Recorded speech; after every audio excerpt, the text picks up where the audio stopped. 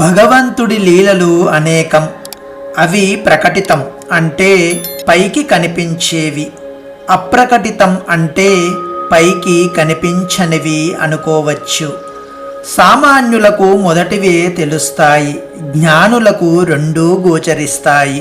మహాభారతం సునో రామాయణం గీతా పారాయణం. భాగవతంలో అలాంటి ఎన్నో సందర్భాలు కనిపిస్తాయి.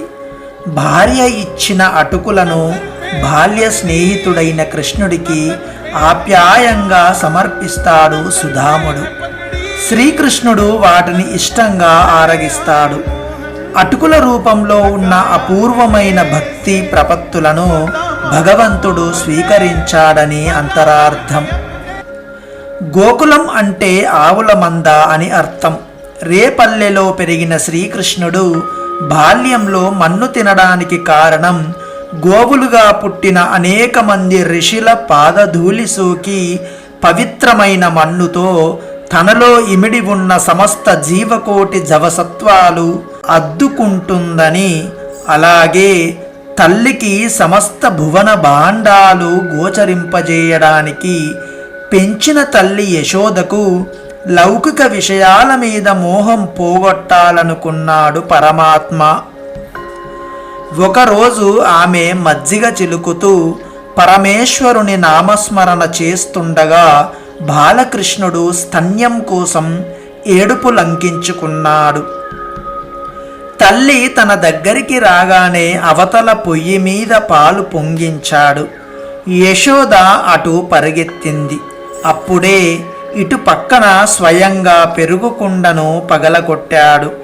ఆ అల్లరికి యశోదకు పట్టలేని కోపం వచ్చింది. గర్వానికి ప్రతీక అయిన కర్ర పట్టుకొని అతని వెంటబడింది. కొడుకును తాడుతో బంధించాలని ప్రయత్నించింది. కానీ తాడు సరిగ్గా 2 అంగుళాలు తగ్గింది. ఆ 2 అంగుళాలే అహంకార మమకారాలు. ఆ 2 మనలో ఉన్నంతకాలం పరమాత్ముణ్ణి చేరుకోలేం. శకటాసుర భంజనంలో అంతరార్థం మన సంసారమనే బండికి భగవంతుణ్ణి రథసారథిగా చేసుకోవాలని.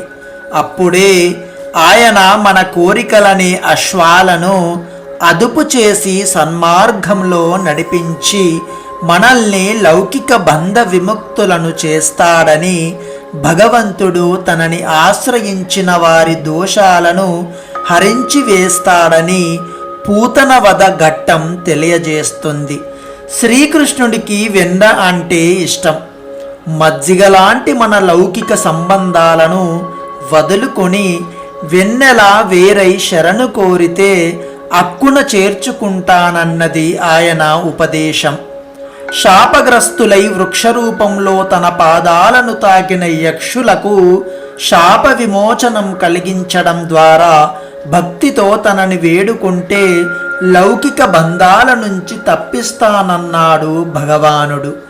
గోపికా వస్త్రాపహరణం సమయానికి శ్రీకృష్ణుడు బాలుడు. కామమనే ప్రశ్నే ఉదయించదు. మీరు మాయ అనే తెరలను తొలగించుకొని రండి, మీ మోహ తెరలు నేను తొలగిస్తాను అన్నాడు పరమాత్ముడు.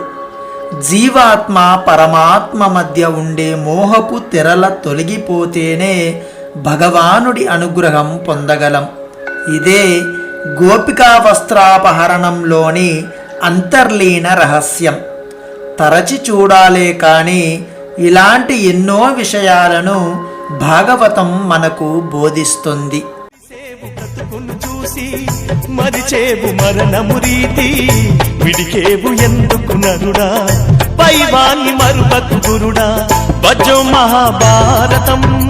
సర్వే జన సుఖినో భవంతు.